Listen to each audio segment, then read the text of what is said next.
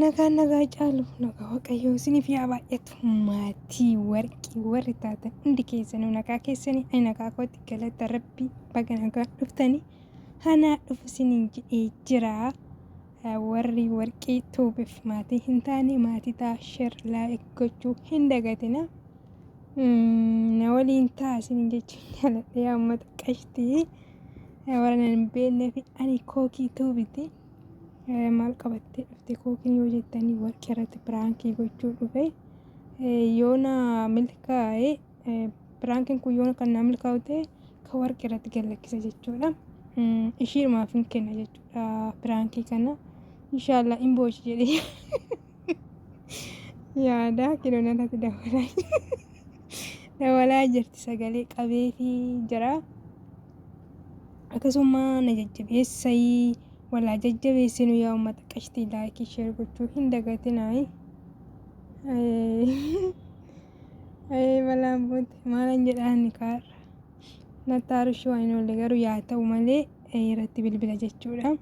Madaamii koo walii wal lolli jedheenii sagalee qabeef jechuudha.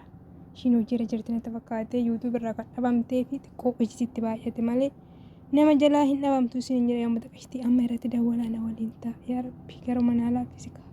Yoo ishiin boochirree wajjin nan boo'a jechuudha. Na boochistee turte ishiinis waan ta'eef wajjin boonye yoo ishiin kan boochu ta'e. Na gargaari ka yoo boo'u baate natu boo'ee boochisa.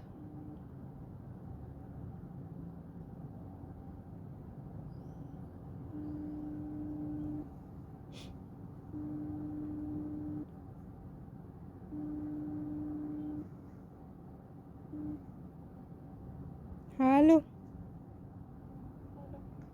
Oye.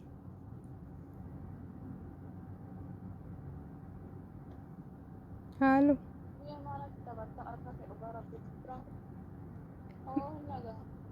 Nagaa olte.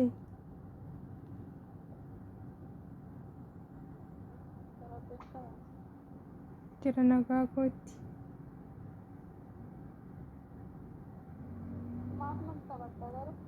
Maal si godhe?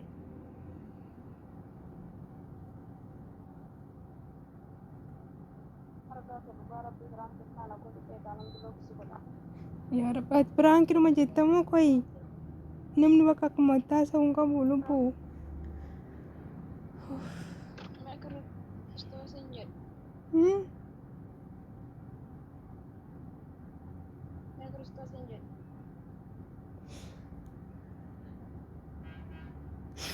Lubbuutti qoosatti qabdee miti ati.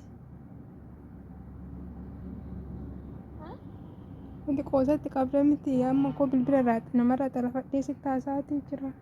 Leeshi boochaati.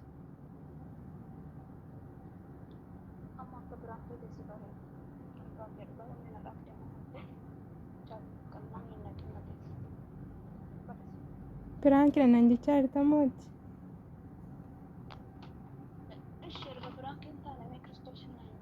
Dhugaa kooti koo.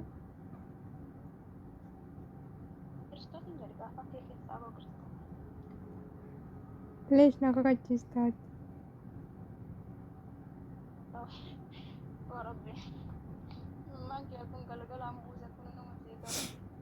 Lubbuu qoosatti hin qabin ishii.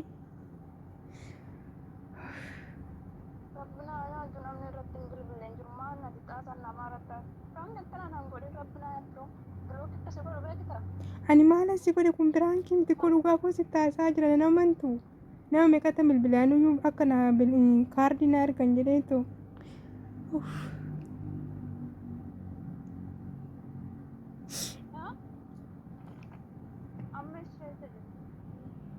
Ana mana godhanyaatti yaan jira.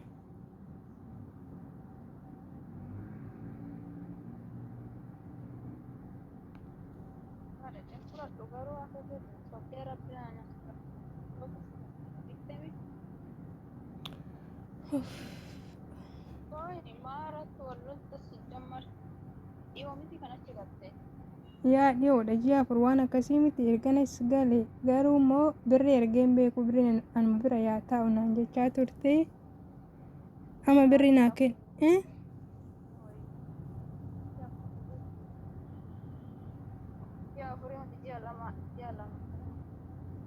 Raajii afur ergan galee tureen jira akkoo. Dhugaa rabbii qabamtee jirtaan nam beekamtee achi gala. Yaa lubbuu tureen jira. Amma birrii naa kenninnaani harkaa hin qabu naan jettee. Ishiin hambaa birriin barbaade biyyatti ergachuu barbaade naan hin jiru nama as fide natti himi naan jette akkoo. Ati eenyurraan achi galte? Ani goddanyaatti yerraa nan gale ka. Ishiin irraa siin fuutuu birrii? Ishiinis akkuma kiyya sarratanyaadha akkoo aduuma mana arginaanuma mana madaamii galnaan jette malee. Hojjettee fidda waan fayyaatan miti. Hojjettee ishii fida haala birriin hojjettee nu. Innaa maalan godhanii lubbuu. Amma achi baatee achi jirta. Iddoo boona boqonnaa jirtaadha. Amma yaa mana boqonnaa hin jiraa.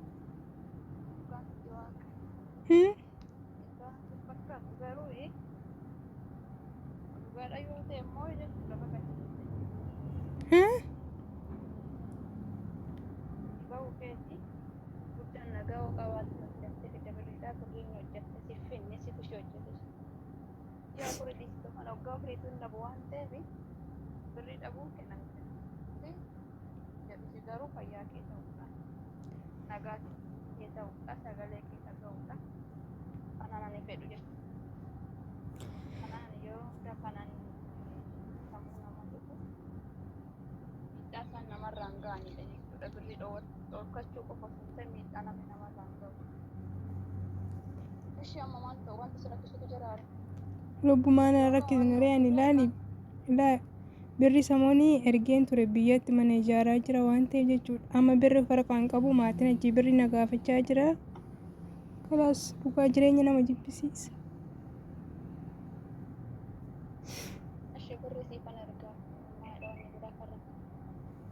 Birri keetti na argita asitti na argita.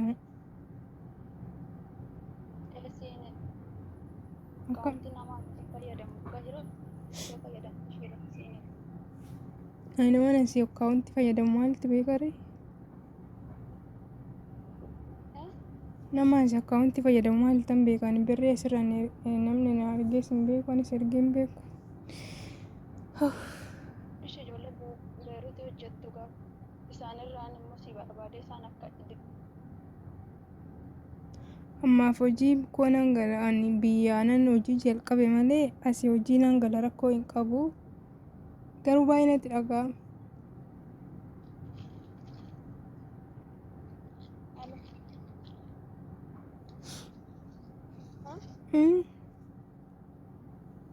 Ishee ijoollee isa jirtu lookeeshinii ergisi isaanitti bilbileen rakkisuudha.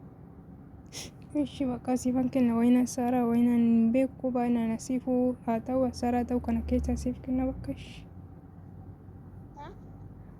Asaara fi asiifuu keessa ilaalessi erga. Saaraa. Saaraa akkuma irratti bilbila naa kaasuu didde dhugaa rabbii waan godhamnaa ishirratti bilbile. Saaraan guyyaa guyyaa irra hin jirtu. Sila ishiinis ikkoo mana ishii mana madaamii jirti mana rafti yoo qabaatte ishii irratti irree bilbileen ture ani rafti baanaan hin bahu waan ta'eef. Hangalaattamaa olee aduu keessa. Qaalachi baate immoo mana. Eegaa manaa bahee hin jira akkoo godinyaa ta'e bira hin jira. Godanyaan ta'e amma manni ishiin jirtu mana eessaati? Mana boqonnaati miti? Mana boqonnaati. Ishee bakka kan lookeeshinii nama na argisiin fiina. Ishee meeqa na argita?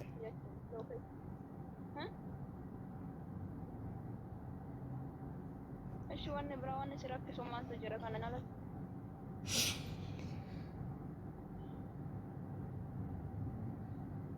Ani mana madaamii bichaa galuun barbaada lubbuu birrii maaltii godha? Mana madaamii hin galta maarree maaliif koo ijoolleedhaan naa barbaada jedheen dhugaa rabbeenis ijoolleen beeku siif hin gaafadha. Rabbi lubbuutti hin beeku dhuga. Ani ijoolleetti baay'ee siqu silaa mana iraftis bahee hin beeku. Hin beeku kaas keessa akkoo immoo dooraarris hin jiru baay'ee lollis hin jira waan ta'eef. Ani biyyatti galuu bicha barbaada lubbu. Galtamaarre Ishii waan hundaafuu bakka hin dhibbatin ishii. barbaannanis Hin dhibbatin bakka ishii rakkoo hin qabu. ishi bakka siifaan ijoolleetti bilbilita booda siimi.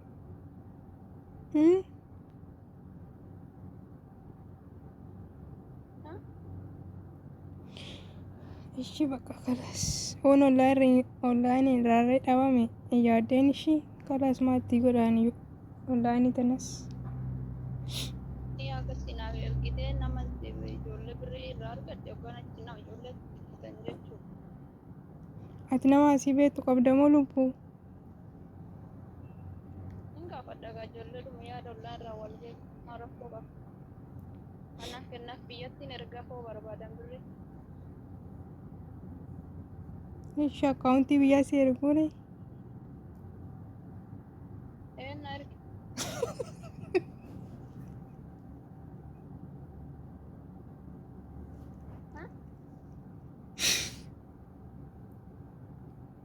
Ishii.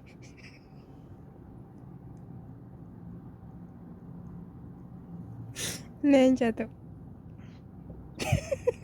Banaan taphachaa kaalaa. Naa milkaa'uu didde maa boo'uu didde qoyi. Argaa keessan jedhe dhugaa rabbiitti kun nyaata hojjettu keessatti hin beela dhaabadhaan miti. Akka hojiirra jirtus beeke ko maal godharee lubbuun karaan na gubatte.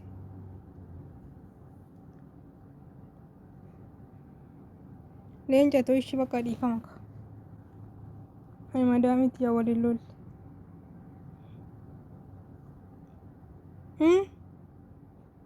Akka biloota taatu beektaa miti. Bilookii gochuudhaaf deemaa jirta moo harkaan? Sana keessaa fitti namni ittiin bilbilan jiru buusuudhaan illee. Obsaanis barreessinaan naa deebisuu didhu. Obsaatti nani medheen hingata warratti bilbiltee dhiini. Madaamitti yamanaa baa'uu diddee garaa na gubde. Leenca ta'u dhiifama ka ishii. Laali naa barreessinaan. Barreessinaan naa deebisuu didhe.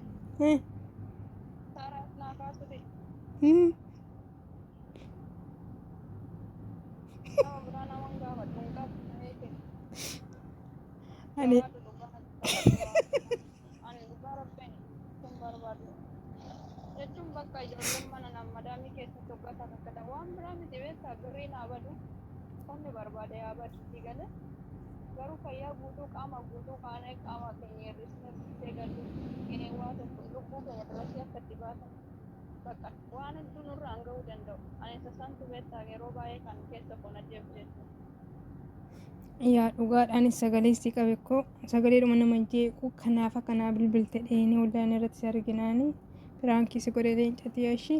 Atis maali na boocistee turte koo ishii deeffachuufani argaa keetti.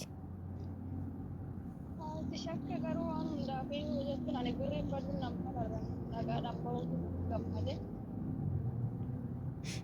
Leencata. Fayyaa qofa ta'uu keenawwa malee birrii bor hojjettee fidda bara. Yaa inni irree sirriidha. Anam asirratti naa galuu deemaa dhaseeti. Silaa ji'a lama moo ji'a sadii naan jette kun ji'a afurii. Ji'a afurii miti maarree kana yaadadha ji'a afurii yommuu hojii argaa kee. Aduun beeku na shawadha. Ayi anuu yaadadhu akka rabbi. Argaa keetti. Ani jechuun beektaa paaspoortii keessaa moona paaspoortii kiyya haaromsisan mana haaraan gale naan jettee mitiire. Eegasii ji'a lammaffaa keessa jiraan iyyuu jechuudha paaspoortii kiyya. Isaan qabadhe beektaa. Ana dugdiito odoon ji'a lama dheeraadhe hin xaraxartu. Maaltu nu amma dhugaa waa tokko qabu dadhabe. Qaamni madadaan na ollachaa argaa kee wadi. Kanaafuu dhiifama kaa'uuf isaanii dhiifama godhiif jedheen. Hidhiin ati nyaachaa natti fakkaata si onneen tee bittis na jirti.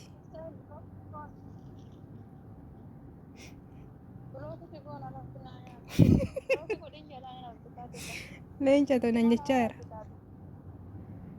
Ayi amma kana si rifachiisee jira inshaalla. Ati na boochiste koo lubbu.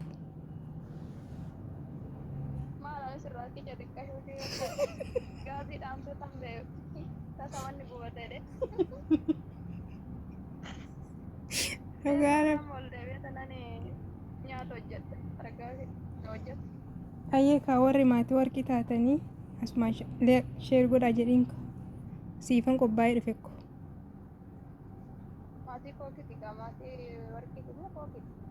Ka warqiitti.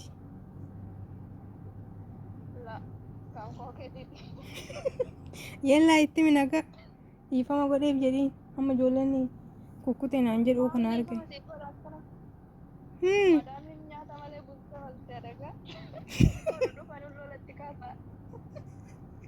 Rabbi beeke koo hojiin qaba naan jettesi madaamintii amanaa bahuu jedhu waa rabbi.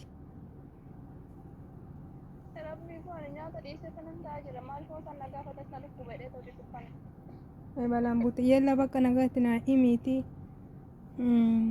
maatii warqii warri taatan jedhu.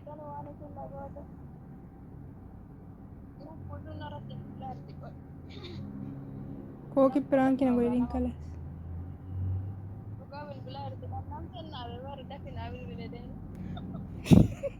Ani koo wasaapii kee cufee si bira dhufe obsaan ajjina haayinaan jenna. Hin beekee laata. Ani shakkee koo. Yella kanaafuu nagaatti dhaami ka maatii keetitti argaa keeti.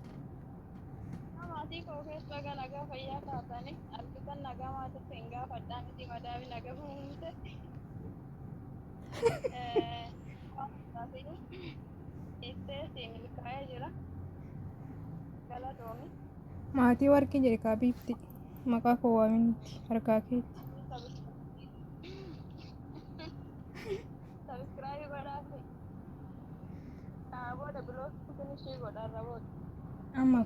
Amma ka dhukkee walitti kaasu. Atis na boochiste koo lubbuu ishiidhuma afaan xaaree dhufe naa milkaa'uu dide malee. Kakadhu naan jette kanarratti walii galuu din argaa keeti aboo. Maaliin godhareme yaa jechuun inni si jedhu rakkaa dhufe beektaa isa na booti laafatti jedhe. Hayyee shika yaa uummata qashti yaa uummata jaalalaa turtii gaarii isiniif haa ta'u. Kinoo rifachiisee jira. Maaliif gara laafettidha kinoo warqiini isiniin jedha warri maatii warqii hin taane maatii taafii laayikii sheer godhaa fi wal jajjabeessa yaa uummata qashti yaa uummata fiqire.